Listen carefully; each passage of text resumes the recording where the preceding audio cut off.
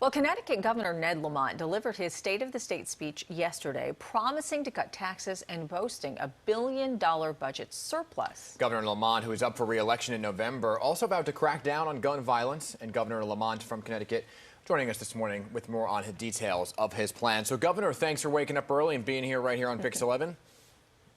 Hey, good morning, Dan. Good morning, Hazel. Good morning. Good morning. So you have $1.5 billion budget surplus at your disposal, Governor. So you mentioned yesterday several big ticket items during your State of the State address. What is #1 priority for you today? We've got to build off of our strength. We've got some of the lowest COVID infection rates in the country. Our economy is open.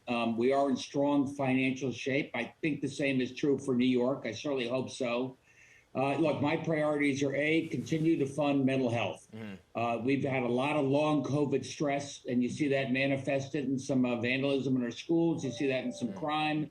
We're going to really double down there. And that's probably priority #1. #2 for us is getting people to work. We have tens of thousands of jobs that we can't fill. So we're providing free certificate programs. We'll have 10,000 more people with a certificate and a job this time next year. Yeah, you mentioned COVID. Obviously top of mind for everyone, the tri-state area, but Connecticut will be the first state to lift the mask mandate in schools in just 2 weeks. So why not keep masks through the end of the school year, just for that extra added protection, especially when the CDC is hesitant about lifting those mandates? Well, Hazel, like I said, we have very little community spread, and that which is Omicron, which is a lot less virulent. I think we found, a year ago, we know how to keep our schools open safely. And I think now we've reached the point where our teachers and students know how to get back to school safely, and it's up to them whether they want to wear a mask. When I say them, it's up to the local communities themselves, the local boards of education.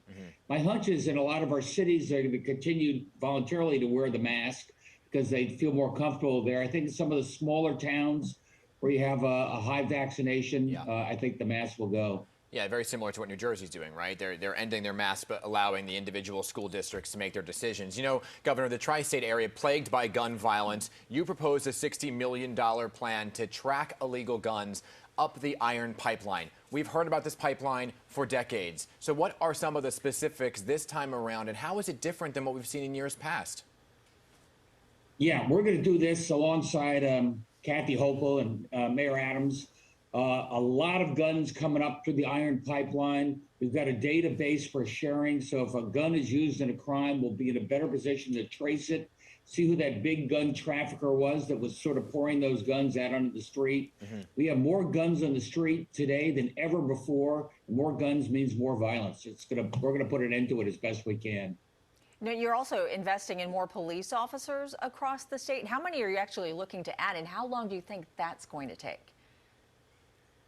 We've got, in our 10 biggest cities, we've got 400, which doesn't sound like a lot for you guys in New York City, but it's a big deal for us here in Connecticut. In training right now, they're going to be on the street. This is community policing. And I want to add, it's the most diverse group of police we've had. More people of color, more women, more people that reflect the community, because that's what community policing means. And what's the communication like with New Jersey, New York, Mayor Adams, Kathy Hochul, Phil Murphy, when it comes to these kinds of topics of crime? Are you talking monthly? What is the communication? We talk a lot, especially during COVID. Going back a year and a half ago, I was on, every other day with the governors because COVID didn't know any borders. And here we are 2 years later, we still have that same relationship. We know that when it comes, for example, to guns, whatever I do by myself here in Connecticut is a lot less meaningful. But if I do it alongside New York, New Jersey, it's a lot more meaningful. Quick question for you. Have you been watching the Olympics? Hey, Connecticut's punching above its weight class. We've got a few medal winners, including the first gold medal winner. So come on, New York, catch up. Yeah, I know, but I just figured we would give you a little moment to celebrate a little bit of pride. Sorry to divert. I was just thinking about the Olympics. I saw it in the right corner of my eye. So the Connecticut residents, so they could also be looking at significant tax cuts? property tax credits? What's that going to look like? Yeah, we have property tax is one of the most regressive taxes. You know, you got a job, you lose your job, good times, bad. You always got to pay that property tax. It hits the middle class hard. Right. Property tax really slams the middle class. So we're going to have a significant reduction in the property tax, hundreds of millions of dollars, and make the property tax credit available to almost all homeowners. Governor, we're out of time here, but yesterday was, in fact, a very big day in our area. I'm sure you celebrated in your own way. It was National Pizza Day, and there was this big debate about, what's going on in New Haven versus Governor Phil Murphy, who says, hey, New Jersey's it. What's your take? Hey, look, credit where credit due. I love New Jersey pizza. It's probably the second best pizza in the world. Second best. What's first? What would you say? Oh, I think you know where I'm. Come on up to New Haven. You can figure out for yourself. Oh, so Connecticut pizza. Pepe's is pretty good. You got it. All right. Thanks so much, Governor Lamont. We appreciate your time. See you guys. All right.